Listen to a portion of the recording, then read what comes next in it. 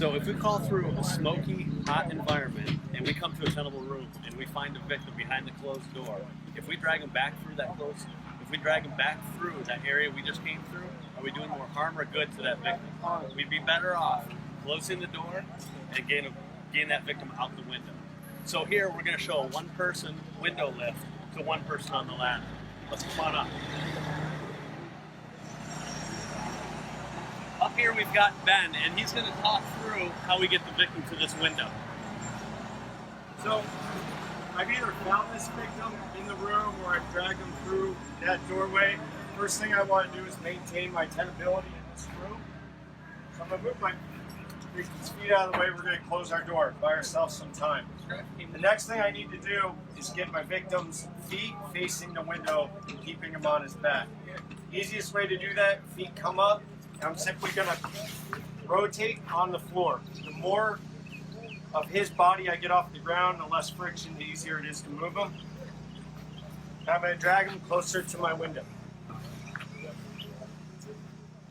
We keep the knees bent. The feet go flat to the floor, toes to the wall. Now I've got the victim in position to move him up to the sill. John's going to talk about how we prep the window. Over here. There's two operations simultaneously going on here. You have the rescue being made inside. Hopefully radio transmissions got made to the exterior crews to get ladders to the building. So the building gets laddered, firefighter makes his way up through the window. He doesn't need to focus on what's going on inside necessarily. He needs to start prepping this window for the rescue. So venting the window, start up high, take your glass, take your lower glass. You'll have a sash left, vector the sash, weaken the end points, and then attack the end points. Clear the sash, and we want to make sure that all window treatments, vertical blinds, horizontal blinds, curtains, anything like that is out of the way. Okay? Next thing we're going to focus on is the glass. We want to make sure we're not giving any lacerations to the victim. Okay? So one way we can do that is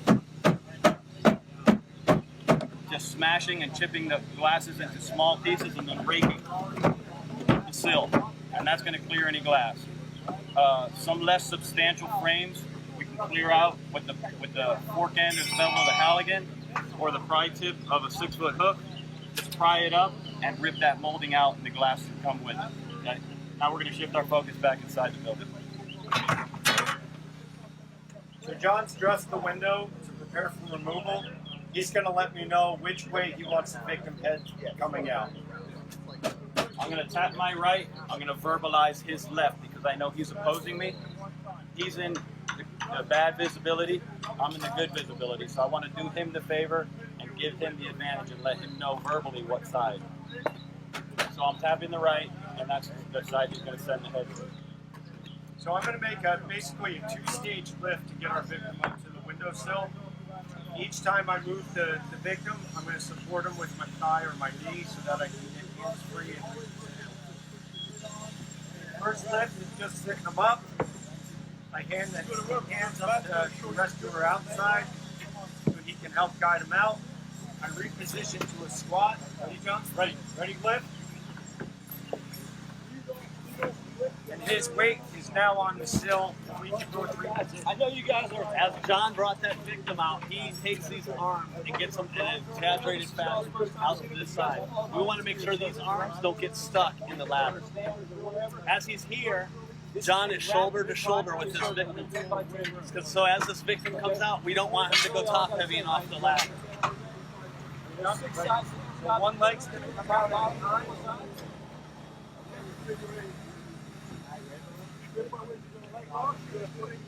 And John is going to grab just above the leg that came out, basically capturing his arm in between both legs in the crotch, and he's grabbing the beam. Ready for the second leg? Ready. The last thing the rescuer inside does is let this leg down. That allows John to get all the weight onto his left side. And at this point, he's going to come back over and readjust his grip on the head side.